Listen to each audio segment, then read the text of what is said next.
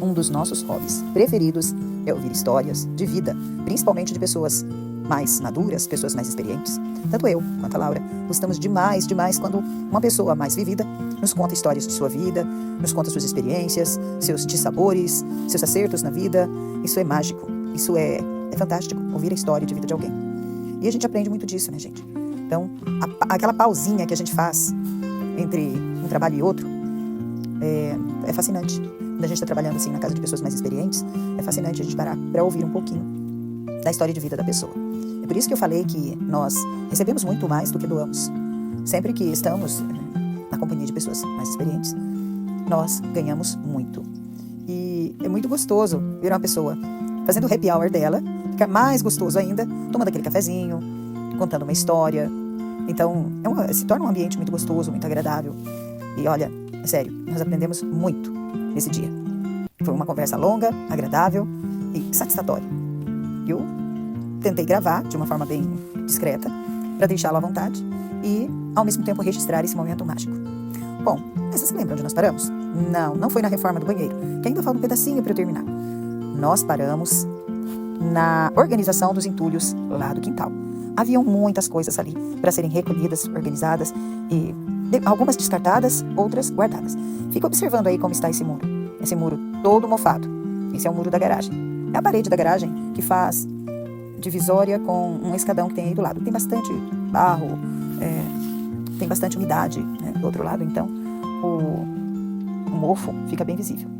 Mas, como toda longa jornada começa do primeiro passo, bom, nós temos aqui uma longa jornada para percorrer, então vamos ao que interessa. Vamos ao primeiro passo. Primeiro nós temos de organizar tudo, empacotar todos esses entulhos. E venhamos e convenhamos, gente, tem que ter resiliência. Uma mulher de 55 anos juntando tanto entulho, confesso a vocês que não me senti mal com isso. Me senti foi muito bem.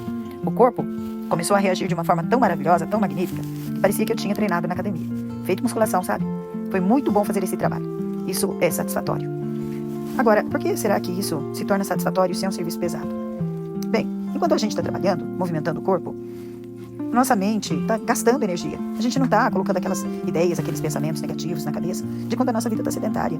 Então, o que a gente precisa fazer é agradecer muito, muito mesmo ao nosso Criador, porque a gente pode se movimentar e fazer alguma coisa acontecer. Esse senhor, nessa casa, ele já se queixou bastante comigo por ele não ter uma boa mobilidade. E realmente, deve ser muito ruim, como eu disse a ele, deve ser muito ruim você não poder fazer o que você gosta, o que você fazia antes. Mas pensa uma coisa, o senhor está lúcido e tem pensamentos claros. Isso já não é maravilhoso?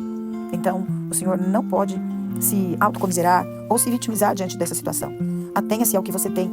Quando a gente tem algo maravilhoso para a gente viver, nós precisamos ser gratos com isso. Se a gente parar para pensar que quando a gente se autocomisera, a gente se vitimiza, o que a gente precisa pensar é o seguinte: tenho saúde para realizar, para fazer acontecer as coisas, tenho capacidade, resiliência, fé, tenho boa vontade e tenho amigos que eu posso ajudar e que eu posso ver o sorriso deles depois, a satisfação que eu tive de ver esse senhor poder tomar um banho bem gostoso no chuveiro, no registro dele consertado, e o sorriso da esposa dele, dizendo: como você é inteligente, minha amiga, como você conseguiu fazer.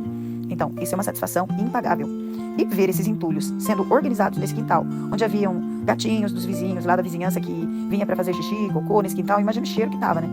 Então, isso incomodava muito eles. Com toda certeza, quando ele saía pro quintal, ele sentia aquele cheiro. E não era bom para ele ver todo esse entulho, esse muro mofado, essa bagunça. Não estava sendo nem um pouco bom para o emocional dele. Pode perceber que eu passo bastante tempo recolhendo esses entulhos. Foi realmente, gente, um trabalho de formiguinha. Anoiteceu e eu continuei ali recolhendo entulhos. Mas vou mostrar para vocês o resultado. Foi cansativo? Foi. Meu cabelo ficou pura poeira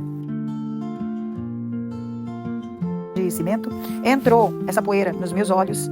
Eu fiquei um tempo com o olho raspando, sabe? Com uma poeira dentro, lavando com soro, preocupada com meu olho.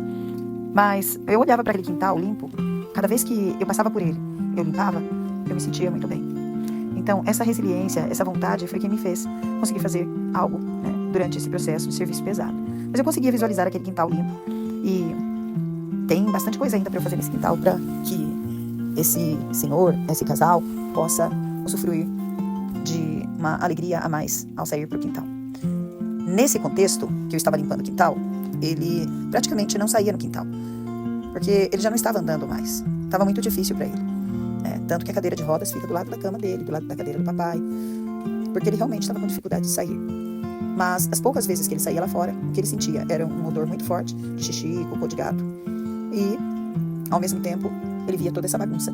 E acredito que ele já estivesse até se acostumando com tudo isso. Mas imagina como a pessoa definha quando ela passa por tudo isso.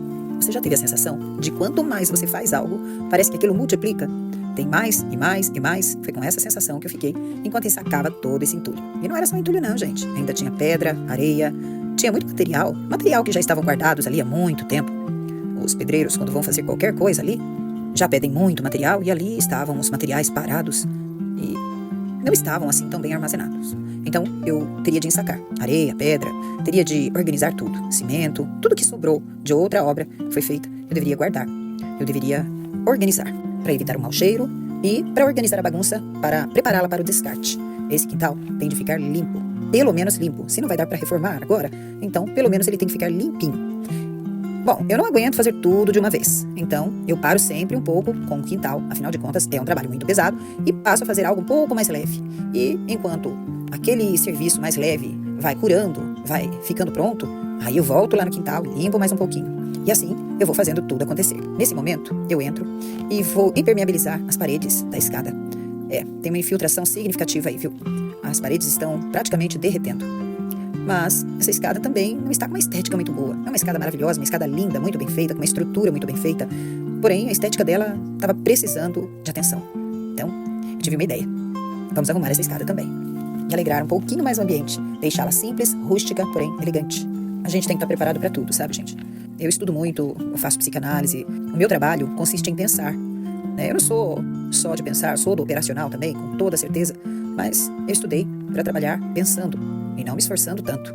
Mas, gente, fala sério, é tão maravilhoso você ver algo para fazer e ter a oportunidade de fazer aquilo acontecer de verdade, que a gente passa um pouquinho do pensar para o operacional com toda tranquilidade. Eu passei a vida inteira lutando, lidando com a vida, trabalhei muito na roça, desde pequena, Eu comecei a trabalhar com 10 anos de idade e eu comecei a trabalhar para ajudar meus pais, sempre trabalhei para ajudar meus pais.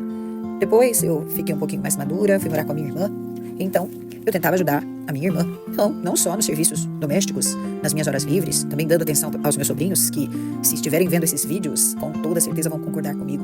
Eu os amava muito, e os amo, Eu sou uma tia coruja. Então eu estava sempre envolvida com os meus sobrinhos, com as atividades da casa da minha irmã, eu ajudava bastante, então eu sempre fui uma pessoa de atitude. Eu tinha muita vontade de estudar, de aprender mais, e eu via que o meu emocional precisava muito disso. Muitos conflitos familiares, Tem histórias na minha família que, com toda certeza, fez com que eu fosse uma criança sofrida, fosse uma criança cheia de traumas, de marcas. Então eu precisava me tratar. Eu sofri muito de depressão desde muito cedo. Eu sei o que é uma depressão profunda, um desejo de que aquilo tudo acabasse, As pessoas não sentem falta de desejo de viver. Não é isso. As pessoas sentem uma dor tão profunda que às vezes elas querem que a dor pare. E muitas vezes elas buscam desesperadamente isso. As pessoas que consumam esse fato doloroso, de tirar a própria vida, são pessoas que têm mais do que depressão, elas são maníaco-depressivas. No meu caso, ainda bem que eu era só depressiva. Embora eu fosse bem do operacional, sempre tive muita atitude na vida, eu sentia uma tristeza profunda, que eu não sabia de onde vinha. Eu pensava, de onde vem essa tristeza? E depois, quando eu tive filhos, eu olhava para os meus filhos e pensava, eles são tão lindos, são tão maravilhosos, eu tenho um menino e uma menina. Na época eu tinha só um casal, quando eu pensava muito nisso. E eu pensava, por quê? Eu sinto tanta tristeza quando eu deveria ser feliz. Vinha até culpa acerca disso. Por isso, eu fui estudar, para entender um pouco mais acerca desse assunto. Primeiro eu fui fazer análise, eu fui fazer um tratamento. Eu procurei primeiro uma reflexoterapeuta, indicação de uma conhecida minha. Então, eu fui procurar uma reflexoterapeuta.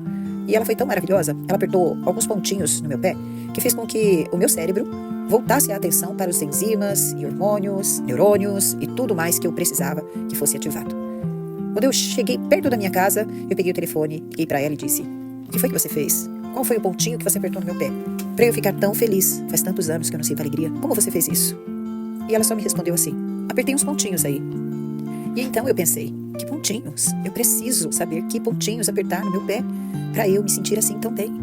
Porque nem sempre eu iria ter aquela terapeuta por perto. Então eu desejava muito aprender também. E foi aí que eu pensei, está na hora de eu aprender também. E quando eu aprender e for atender pessoas, eu vou ensiná-las, eu vou ajudá-las a entender e se autocuidar também. E foi o que aconteceu. E aí eu procurei o IOR, Instituto de Reflexologia, e fui fazer reflexologia. Gente, eu não sabia, mas eu era autodidata. Eu me encontrei totalmente. As pessoas que me conhecem pelo meu trabalho como reflexoterapeuta sabem que eu estou falando nada mais, nada menos do que a verdade. Eu realmente me encontrei. Toda vez que eu pegava no pezinho de alguém, essa pessoa melhorava. Então, é claro que eu quis seguir carreira nisso. Mas eu acredito que nenhuma terapia deve ser isolada. Nós temos sempre que aprender mais e agregar uma à outra. Eu vi a necessidade de aprender mais sobre a mente, já que, embora eu estimulasse a saúde das pessoas na sola plantar, eu sabia que era o cérebro que eu estava estimulando. Então eu fui procurar mais e mais e mais e mais. Então eu fiz alguns cursos com grandes mentes aí, além de eu estudar Rudolf Steiner, William Reich, com a leitura corporal, estudar a leitura de Paul Ekman, além de eu aprender com Bob Proctor, Greg Braden, eu fiz também alguns cursos com pessoas mais acessíveis, como por exemplo Marcelo Lillmann. Eu fiz também com Wendel Carvalho. Eu procurei pessoas que estavam sempre um passo à minha frente. E estudando muito, eu encontrei muitas respostas. E essas respostas começaram a abrir caminhos para mim e para as pessoas que estavam próximas a mim. Se eu recebesse equivalente ao tanto que eu trabalhei, eu com certeza teria enriquecido. Porque eu trabalhei muito, me doei muito, porque eu queria ganhar ainda mais experiências. E, realmente, com todas essas experiências, eu continuei estudando. Gente, com todo o trabalho que a gente tem para fazer, a gente tem que encontrar um tempinho para devoção também. Dessa vez, foi o jardim. Bom, nós paramos um pouquinho com a obra lá na casa da nossa amiga, fomos arrumar o jardim do Salão do Reino, porque era a semana que antecedia a celebração. E foi uma honra participar nessa reforma do jardim. Muitas pessoas não acreditam, mas todo o universo é feito de energia. Bom, não é tão difícil assim de entender isso. Basta você lembrar que tudo é feito de átomo. E átomo é energia. Agora pensa, se existir energia muito acumulada, será que tem como essa energia circular? Acredito que não. Então, quando tem muito entulho, muita bagunça, as coisas se acumulam num lugar, então essa energia fica estagnada. Não tem como circular. Agora, também pense no seguinte, será que é uma energia positiva que se acumula quando tem muita bagunça, quando tem muita sujeira? Certamente que não. Então, quando nós temos a oportunidade de limparmos um local, fazer essa energia boa, divina do universo circular por ali, com toda certeza devemos fazê-lo. Principalmente quando se trata de pessoas que não têm condições de fazer aquilo que a gente vai fazer. Aí bate a responsabilidade. Certamente eu não tinha tempo hábil para fazer o que eu fiz. Certamente eu tinha meu trabalho, minhas obrigações, meus afazeres, meus projetos. Mas um pouquinho de aperto na agenda e nós conseguimos colocar esse projeto novo. E olha, gente, que projeto maravilhoso. Você ver um lugar onde você sabe que estava estagnado, com energia estagnada, circulando. Olha, com toda certeza, a gente sente que levamos luz para aquele lugar. E eu gosto de ser portadora da luz. E você? Você gosta também de ser portadora da luz? Ser um portador da luz? Onde você passar, você vai deixar luz. Aproveita e já dá aquele like bem legal aqui nesse vídeo. Não vai te custar nada. E talvez, para mim, faça muita diferença. Afinal, é bom a gente divulgar coisas boas. É bom a gente compartilhar coisas boas com outras pessoas. Ver vídeos onde um lugar está sendo transformado não é apenas satisfatório. É um aprendizado. Porque isso, de alguma forma, pode nos contagiar com aquela vontade de fazer algo também. Então, compartilhe esse vídeo com outras pessoas que você acha que pode se animar e fazer algo acontecer. Com outras pessoas que talvez possam fazer algo por alguém. E aquelas pessoas que acham que não devem pôr a mão na massa porque é mulher, ou porque estudou, ou porque tem dinheiro, ou de qualquer forma se sinta humilhado em pôr a mão na massa e fazer as coisas acontecerem. Você pode fazer a diferença. Então, vamos lá. Olha, eu vou trazer mais vídeos assim, mostrando o decorrer dessa reforma e o término dela. Eu te garanto, a transformação está sendo incrível e eu acredito que você vai gostar. Então, olha, se inscreve no canal, não se esqueça de ativar as notificações para quando tiver um novo vídeo, você ser notificado e não perder esse processo. Beijos, até mais!